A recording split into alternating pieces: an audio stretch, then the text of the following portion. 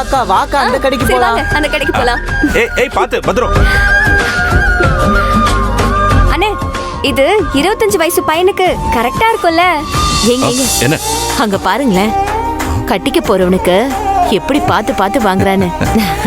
பின்ன இவளுக்கு அவன் அவனுக்கு இவன்னு சின்ன வயசுலயே முடிவு பண்ண கல்யாணம் இல்ல. அக்கா இது யாருக்குக்கா வாங்குற? நான் கட்டிக்க போறவருக்கு. பேரு செழியன்.